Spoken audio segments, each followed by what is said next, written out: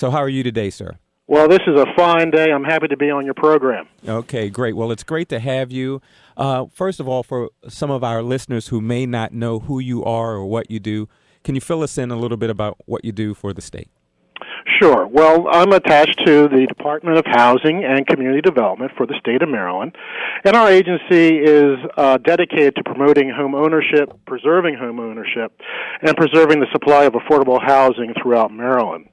We're an advocate for communities, and we promote small business. Ultimately, we see our communities as places where we need to live, work, and play. Okay.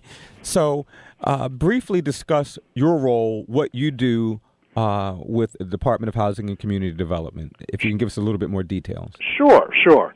My role is, in terms of the agency, is to work with our Community Development Administration, which is a finance administration for housing needs.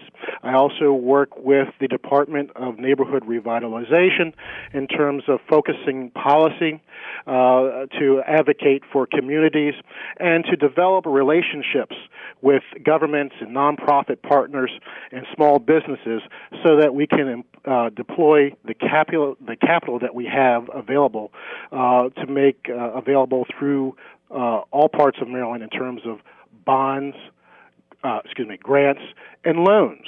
And so my role is to get out and to talk with our partners, get out within the community as well, and let folks know, as you've said at the beginning of the program, information is power. Make sure that folks know that as being in the state of Maryland, you have access to resources that are valuable that will make your living condition and business conditions better.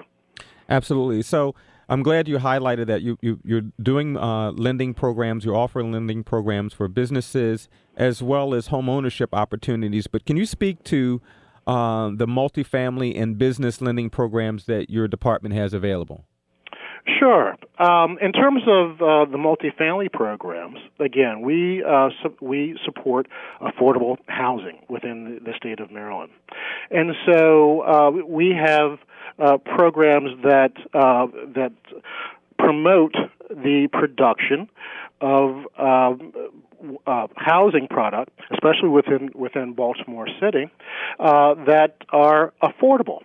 And we work with developers, and in many cases, the key to a successful development is really in the amount of money that a development may need for it to occur.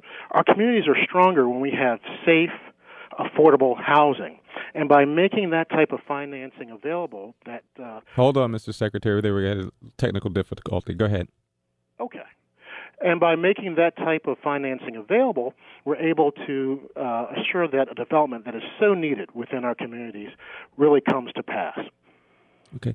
So I know that, I guess I'm a Baltimorean at heart, but particularly as it relates to East Baltimore and some of the projects that are going over near the Hopkins, a lot of those programs or a lot of those projects, if you will, and that's arguably the most notable. There's certainly others around the area. But that whole East Baltimore Development Initiative through EBDI, I don't think that could have taken place without the Department of Housing and Community Development. That is correct. We did provide funds to EBDI to help that development. But under an initiative called Project Core, which is creating opportunities for renewal and enterprise, we're able to deploy our capital in terms of stimulus for loans and grants all over the city of Baltimore. Not only in East Baltimore, but in West Baltimore. Project Core is a initiative that is dedicated to helping uplift communities by, one, addressing the issues of blight by removing those properties that are vacant, which is what EBI is doing, and two, making available capital to folks that are looking to start a business, to promote affordable housing in areas, so that our communities are strengthened over time. The things that we do today will strengthen communities for generations to come. Now, you mentioned Project Core and vacant housing. Obviously, there have been some some tragedies. Unfortunately, I think last week there was a man sitting in a car that was killed, unfortunately, by a vacant house collapsing. Over the weekend through the windstorms, I think there were 6 or 7 multiple houses that collapsed in the city. The estimates are 16,000, 14,000 vacant homes in Baltimore? The estimates are that there are 16 vacant properties and 14,000 vacant lots within Baltimore City. Unbelievable number. Yes, and they affect communities all over the city. Project CORE directly addresses those communities where these vacants are at a high percentage. And so we are working with the Maryland Stadium Authority and with the Baltimore Housing to address the strategic demolition of up to 4,000 vacant properties over the next 4 years. Well, I want to commend the governor. I know that some people question whether what should be done with the vacant housing once they come down. What do you do with the land? But from where I sit and from my vantage point, I guess in driving through Baltimore, I think that there's more harm being done to a community with these vacants there. They breed crime, rodents, etc. And just face it, the economics of some of these properties, it's just cheaper just to tear them down and rebuild the community, give it a fresh look and a fresh start. It is a fresh start, and the input of the community is vital in terms of identifying what things need to go on to strengthen the community. So once these vacants come down, the property is stabilized, and in essence, for a period of time, you have green space. That space will be taken care of through Baltimore City. But there are opportunities surrounding those areas that the community may say, we'd like to take advantage of. We like to promote small business in these areas. We like to promote the production of affordable, safe housing in these communities. And so the input of folks are necessary, and they should be looking when there are community meetings to come out and talk about their needs. Sure.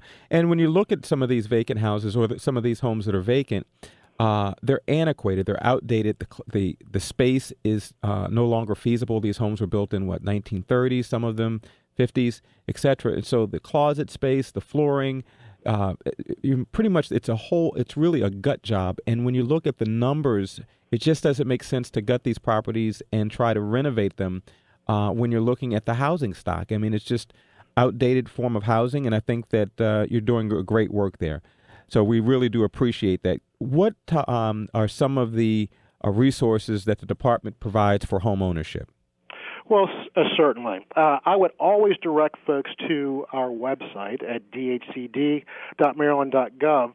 It's a pretty user-friendly site, and there's a section about home ownership. What we find is that through our Maryland Mortgage Program, we can assist potential home buyers with down payment assistance. And that goes a long way to being able to afford a home moving forward. That's capital. That's access to cash that will help facilitate the purchase. And so we have on our website a list of vendors. If there are folks in Baltimore City that are looking to purchase a home in the near future, they should come out to go to our website, access the information, and see what lending partners are there. Okay. And so this homeownership opportunity exists, is it just for Baltimore City, or is it all over the state? What regions are you covering?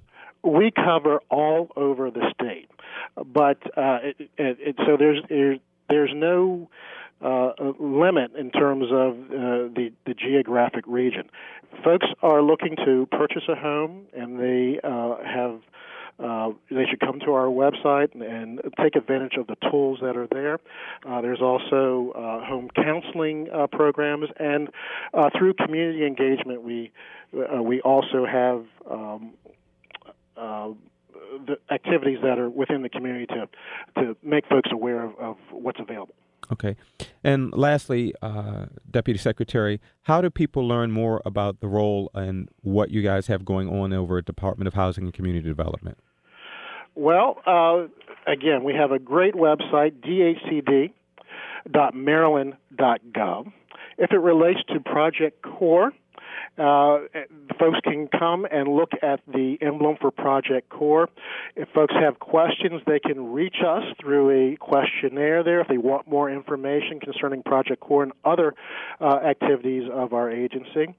They can also email our agency at project.core@maryland.gov. Okay. One more time, Mr. Deputy Secretary, if you can give out the website again for DHCD. Sure. dhcd.maryland.gov. And the email address for Project CORE is project.core@maryland.gov. And again, every community within the state and within Baltimore should have the opportunity to be safe and healthy. Stronger communities promote a stronger city, and a better Baltimore means a better Maryland. Well, Mr. Deputy Secretary, we appreciate you calling into the show today. I'm going to ask you to remain on hold for 1 minute. We're getting ready to take a break, and we'll be right back with state news and topics.